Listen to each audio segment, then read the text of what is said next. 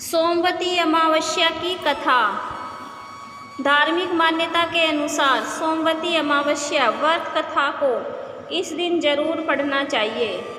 सोमवती अमावस्या व्रत कथा के अनुसार एक गरीब ब्राह्मण परिवार में पति पत्नी और एक बेटी थी। उनकी बेटी सुंदर, संस्कारवान और गुणवान थी, लेकिन गरीब होने के कारण बेटी का विवाह नहीं हो पा रहा था। एक दिन ब्राह्मण के घर साधु आए।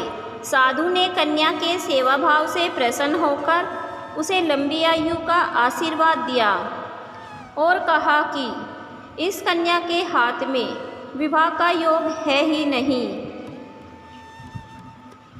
इसके बाद ब्राह्मण पति पत्नी ने इसका कोई उपाय पूछा तो साधु ने विचारते हुए कहा कि सोना नाम के एक गांव में धोबिन महिला अपने बेटे और बहू के साथ रहती है।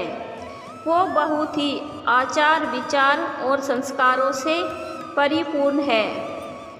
अगर ये बेटी उस धोबिन की सेवा करती है और वो महिला इसकी शादी में अपने मांग का सिंदूर लगा दे तो इसका विवाह योग बन जाएगा। साधु ने बताया कि वो महिला कहीं भी आती जाती नहीं है।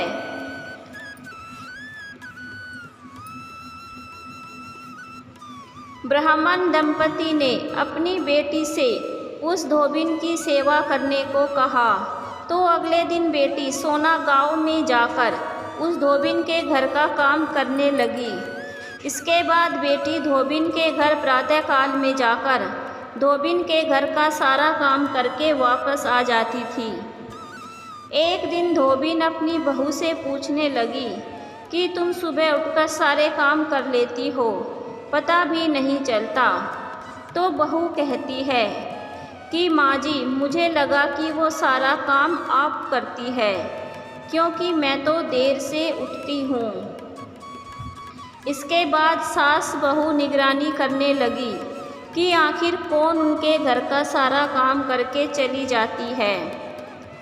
कुछ दिनों के बाद धोबिन देखती है कि एक लड़की मुंह ढककर अंधेरे में घर आती है और सारा काम करके चली जाती है।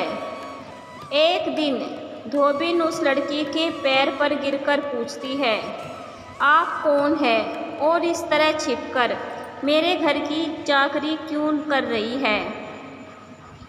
इसके बाद लड़की ने साधु की सारी बात उसे सुना दी। धोबिन पति परायण थी और उसमें तेज था। वह तैयार हुई और अपनी बहू से बोली कि उसके वापस आने तक वो घर पर ही रहे। धोबिन का पति अस्वस्थ रहता था। धोबिन उस ब्राह्मण के परिवार में आई और अपनी मांग का सिंदूर जैसे ही लड़की के मांग में लगाया तो धोबिन का पति मर गया। जैसे ही धोबिन को इस बात का पता चला तो वो निराजल ही अपने घर को चली गई। उसने सोचा कि रास्ते में पीपल का पेड़ मिलेगा तो उसे भंवरी देकर पेड़ की परिक्रमा करेगी और जल ग्रहण करेगी। मान्यता के अनुसार उस दिन सोमवती अमावस्या थी। ब्राह्मण परिवार से मिले पकवान की जगह उसने ईंट के टुकड़ों से 108 बार भंवरी दी, 108 बार पीपल के पेड़ की परिक्रमा की।